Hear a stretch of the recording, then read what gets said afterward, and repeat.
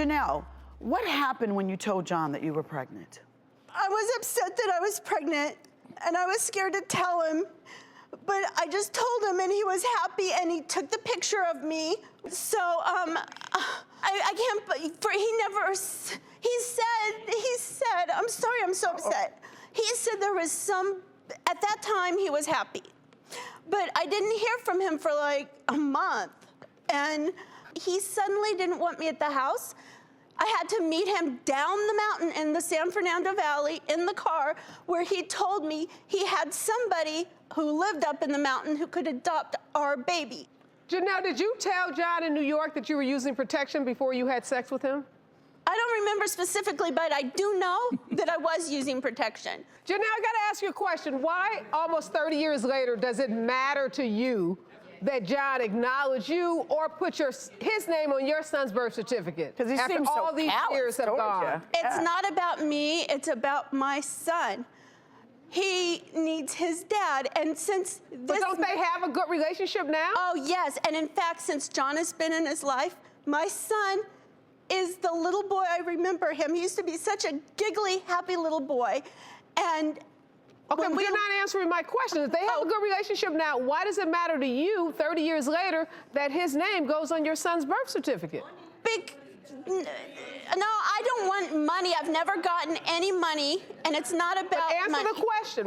Why is it so important 30 years later that John's name goes on the birth certificate, given that they've already reestablished their relationship, it's going well? Because he has 5 other kids. His name is on the birth certificate. My son needs to be legitimized. Thank you know?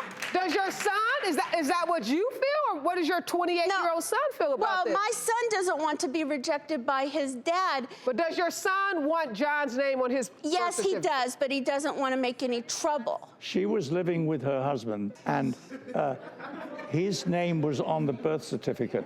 And she said, "You're the real father, and I want your name on the birth certificate." I said, "Okay, no problem. Just do it." She said, "No, it costs $3,500. And I said, "I don't have it, and I'm not going to spend it. I live on a very tight pension." Janelle, I'm just still troubled by this. John has rejected you over and over and over again. I don't know why you would come back to him and asking him to put his name on the birth certificate. It doesn't matter in terms of an inheritance. You don't need that from a legal standpoint. Your son doesn't need that from a legal standpoint. Paternity's already been established. So if John dies tomorrow with any kind of inheritance, your son is entitled legally to inherit from John. Janelle, did you just have an aha moment? Because it's not, though, about the money. I don't like it. Baby, if y'all would have seen the side eye that just went her way, baby, that expression was like, He can get the money. I mean, money, but Janelle, you don't need to say it's not about the money, because if John dies and he has an estate, your son is legally entitled to it, and he should get money from his father's estate. Now. He's entitled to it. He has another wife. but as you, listen, Janelle, she's a lawyer. A lawyer is telling you that if anything happens to him, that your son is still entitled to receive something from his birth father. That has been established.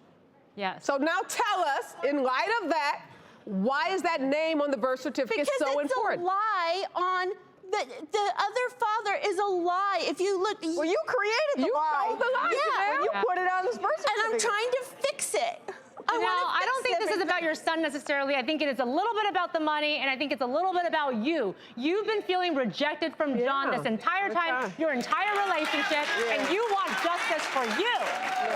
So let's talk about the real issue at hand. You are so emotional about this 30 years after the fact. You're still seeking his validation now. You're never going to get it. He's not going to give it to you. You're never going to get it. So you're going to have to find some way to move on and accept the fact that, John, you are being a good father now to your son. So let them have their relationship. And it's 30 years later, and you guys come a lie detector test about who trapped who 30 years ago? I don't even know if John remembers what he did 30 years ago. John, you don't have selective memory. You don't have selective memory. You have convenience memory. Yeah. All of the memories that you have perfectly fit your situation and who you want to be.